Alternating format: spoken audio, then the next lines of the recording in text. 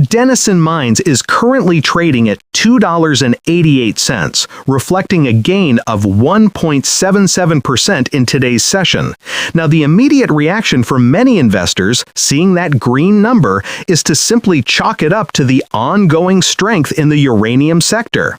The common belief is that as the spot price of uranium U308 climbs, junior miners like Denison are supposed to act as a leveraged play on the commodity, and today's move is just another data point confirming that theory. But the real driver behind Denison's valuation and its day-to-day fluctuations is far more intricate than the daily tick of the uranium spot price. What's really happening under the surface is a constant reevaluation by the market of one specific high-stakes variable: the de-risking of their flagship Wheeler River project and its pioneering use of In-Situ Recovery, or ISR, mining in the challenging geology of the Athabasca Basin. This isn't just a story about a rising commodity, it's a narrative about technological execution and regulatory endurance.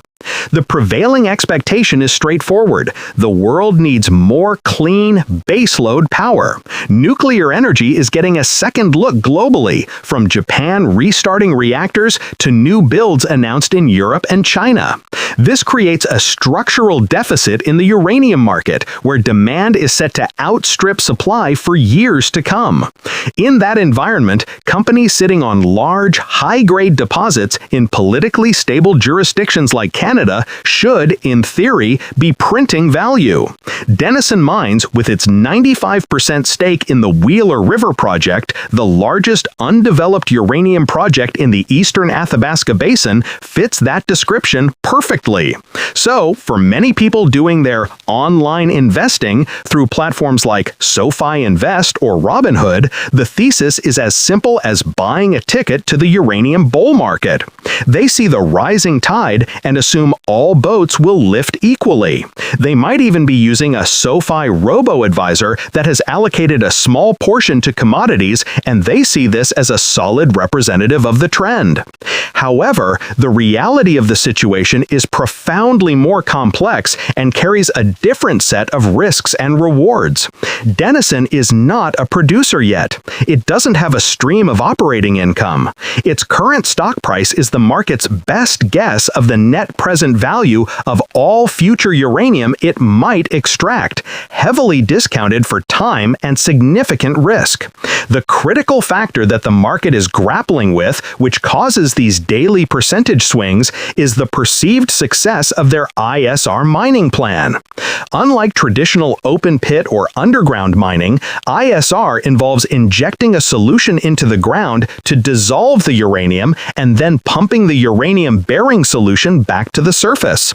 It's cheaper, has a much smaller environmental footprint, and is generally more efficient. But applying it to the high-grade, complex sandstone-hosted deposits of the Athabasca Basin is a significant technical undertaking. Every press release about successful field tests, every regulatory milestone passed with the Canadian Nuclear Safety Commission is not just noise. It's a tangible reduction in the project's risk profile, which directly increases its calculated value. Conversely, any hint of a delay or a technical setback can cause an outsized negative reaction, regardless of what the uranium spot price is doing that day. The true battle for Denison isn't being fought in the global commodity markets, it's being fought hundreds of meters below the Canadian soil, in its testing wells. Looking at the recent trading patterns, we can see this dynamic play out. The stock has shown periods of high correlation with the broader uranium sector, often moving in lockstep with ETFs like URA. When a major producer like Cameco moves, or when there's news out of Kazakhstan affecting global supply, Denison rides that wave. We've seen elevated trading volumes on these days, suggesting that both retail traders using a Robinhood stock trading app and and larger institutional desks are positioning based on macro sector news. However, we've also seen significant divergence. On days when Denison releases specific project updates, like results from its feasibility studies or updates on the permitting timeline for the Phoenix deposit at Wheeler River, the stock can detach from the herd. Its performance becomes idiosyncratic.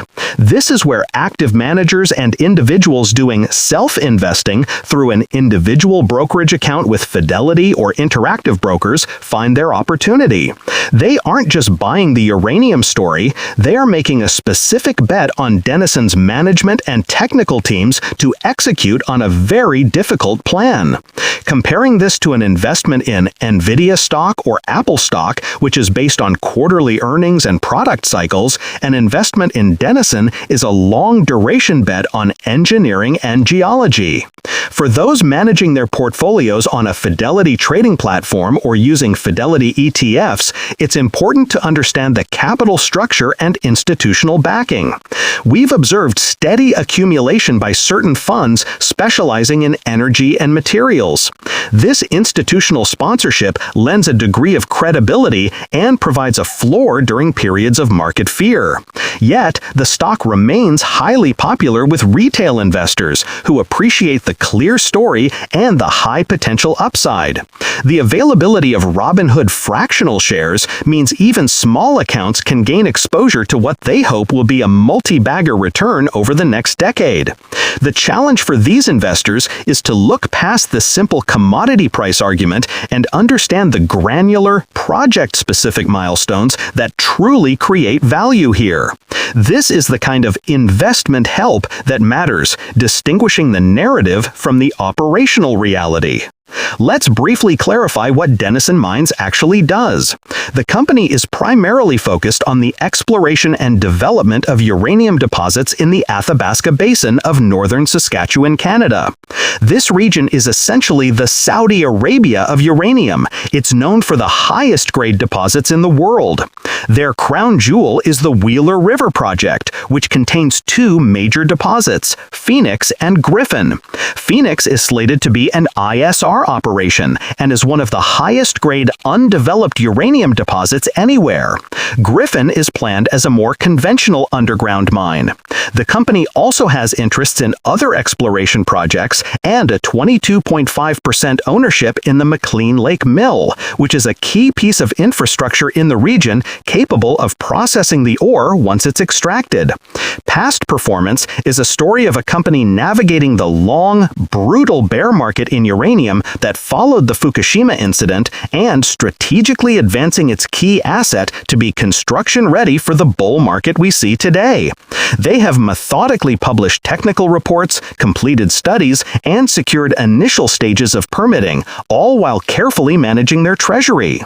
Looking toward the future, the outlook for Denison is a series of clearly defined hurdles and potential catalysts. The most significant near-term catalyst is the final investment decision on the Phoenix project. Before that can happen, the company needs to complete its detailed engineering, secure all necessary permits, and, most importantly, arrange project financing. The cost of building Wheeler River will be substantial, and the terms of that financing, how much debt they take on, at what interest rate, and how much equity they may need to issue will be a critical determinant of shareholder returns. A favorable financing package would be a massive positive signal, while a dilutive or expensive one could temper enthusiasm. On the risk side, the primary concern remains execution. Technical challenges with the ISR process at scale could lead to delays and cost overruns. The Canadian regulatory process, while thorough and predictable, is also lengthy. Any unexpected roadblocks there could push out the production timeline. Comment below what you think is the biggest non-commodity risk for Denison: project financing or regulatory delays. Another key aspect to consider is the potential for offtake agreements. Denison will likely look to sign long-term contracts with nuclear utilities to sell a portion of its future production at a fixed or floor price. Announcing such an agreement would be a major de-risking event, as it guarantees a customer and a revenue stream. It would also make securing financing much easier. The global political climate also plays a huge role. Western utilities are actively trying to shift their supply chains away from Russia and other areas of geopolitical instability. As a Canadian developer, Denison is perfectly positioned to benefit from this security of supply premium. Investors searching for investing sites or setting up Schwab Intelligent portfolios should recognize this geopolitical tailwind as a meaningful, though unquantifiable, asset for the company. While a tech name like Tesla stock is sensitive to consumer demand and competition, Denison is sensitive to global energy policy and international relations. In summary, the perception of Denison Mines as just another uranium stock misses the entire point. The expectation is that you are buying a simple proxy for the rising price of a critical commodity. The reality is that you are investing in a highly technical, project-specific development story that is unfolding year by year. The stock's value is being driven less by the daily fluctuations in the uranium market and more by the slow, methodical process of proving and permitting one of the world's best undeveloped uranium assets.